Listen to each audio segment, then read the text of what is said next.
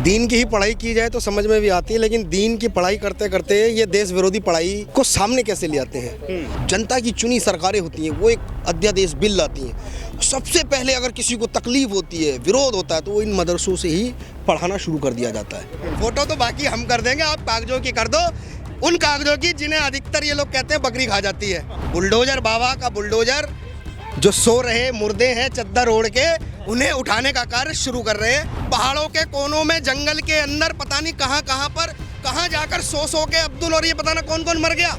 मस्जिद के पैसों से मदरसे चलते हैं, तो मंदिर के पैसों से क्यों गुरुकुल नहीं आज तक बनते हैं। योगी जी एक तरफा कार्रवाई करते हैं, ये कौन कह रहे हैं? वो कह रहे हैं। हम कह रहे हैं कि ये विशेष समुदाय के लोग एक तरफा अतिक्रमण ही क्यों करते हैं।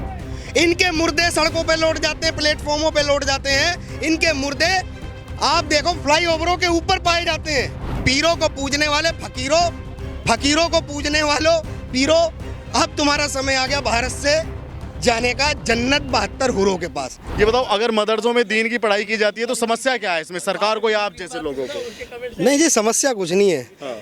दीन की ही पढ़ाई की जाए तो समझ में भी आती है, लेकिन दीन की पढ़ाई करते करते ये देश विरोधी पढ़ाई को सामने कैसे ले आते हैं। क्या देश में कोई भी बिल आता है, सबसे पहले विरोध इन्हीं मदरसों से शुरू हो जाता है। ये भी तो सोचने का विषय है कि क्या कारण है कि देश के अंदर जो जनता की चुनी सरकारें होती हैं, वो एक अध्यादेश बिल लाती हैं। सबसे पहले अगर किसी को तकलीफ होती है, विरोध होता है, तो वो इन मदरसों से ही पढ़ाना शुरू कर दिया जाता है। क्यों?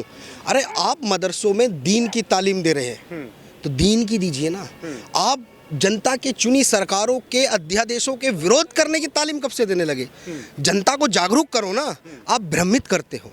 ये अनुचित है, ऐसा भारत के अंदर नहीं चल पाएगा अब। क्योंकि भारत के अंदर अगर मदरसा शिक्षा का केंद्र है, तो उसे प्रॉपर शिक्षा का केंद्र बनाया ही जाना चाहिए, सबके लिए, एक विशेष समुदाय के लिए नहीं। अगर एक विशेष समुदाय के लिए विशेष अधिकारों के तहत ऐसे मदरसों का निर्माण है, हमें आपत्ति नहीं है, फिर हमारा क्यों नहीं है? हमारा प्रश्न ये है, फिर हमारा क्यों नहीं है? हमारा भी होना चाहिए। मस्जिद के पैसों से मदरसे चलते हैं, तो मंदिर के पैसों से क्यों गुरुकुल नहीं आज तक बनते हैं? सवाल है सरकारों से, सवाल है देश की जनता से, सवाल है हिंदुओं तुम सब से कि देश में मंदिरों के पैसों से क्यों गुरुकुल नहीं आज तक चल पा रहे हैं। उसका कारण क्या है? मैं मध्य प्रदेश सरकार को बहुत बहुत साधुवाद करता हूँ। उन्होंने मंदिरों को सरकारों से अलग कर दिया, और मैं चाहता हूं कि भारत में जहां जहां भी राज्य की सरकारें वो इन पे ध्यान दें, और पूरे भारत के अंदर मंदिरों को सरकार के अधीन से अलग किया जाए। और भारत के अंदर अगर शिक्षा अधिकार है सिर्फ केवल एक विषय के लिए, एक समुदाय के लिए, तो फिर दूसरे समुदाय दोयम दर्जे की नागरिकता क्यों जी रहे हैं? हमें दोयम दर्जे की नागरिकता क्यों दी जा रही है? हम दोयम दर्जे की नागरिकता को स्वीकार नहीं करेंगे।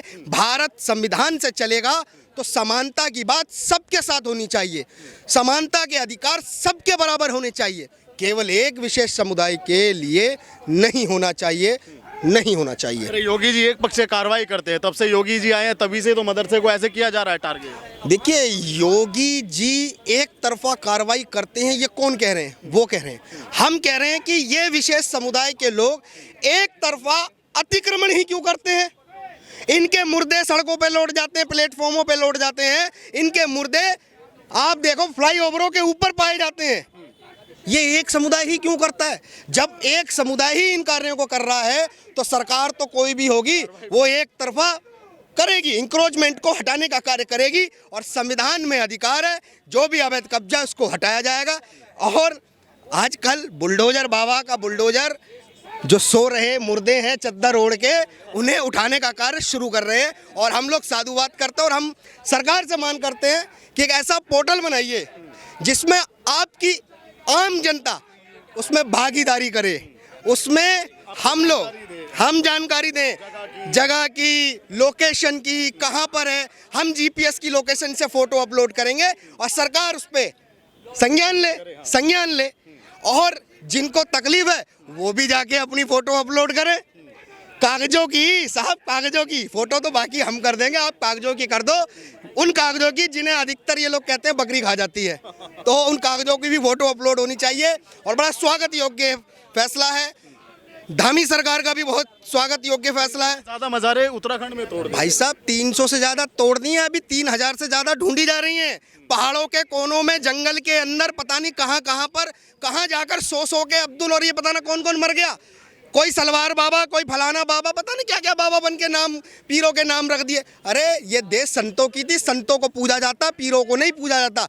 पीरों को पूजने वाले फकीरों, फकीरों को पूजने वालों पीरों।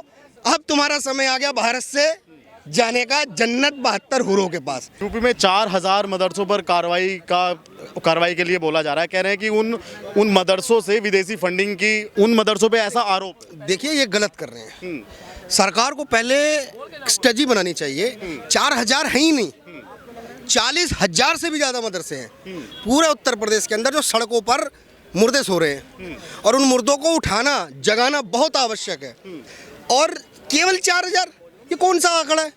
40,000 तो हम जनता दे देगी। हम कहते हैं कि उत्तर प्रदेश सरकार एक कमेटी बनाए और आम जनता को उसमें सहभागिता स्वरूप एक ऐसा ऑप्शन दिया जाए, जबकि डिजिटल, उत्तर प्रदेश सरकार डिजिटल में बहुत परफेक्ट है। बिल्कुल। और हम कहते हैं कि सरकार ऐसा ऑप्शन दे जनता को, जनता स्वयं जाकर जीपीएस लोकेशन और फोटो खुद सेंड करेगी, अपलोड करेगी उस पर। मैं कह रहा हूँ 4000, 40,000, मैं कह रहा हूँ 4 लाख से भी ज़्यादा अवैध मजारे उत्तर प्रदेश के अंदर प्राप्त हो जाएंगे आपको। मजारे ही मजारे, नॉट मदरसा। मदरसों की तो संख्या इतनी है, यूपी के बॉर्डर पे चले जाओगे ना, सारे अवैध मदरसे, सारे।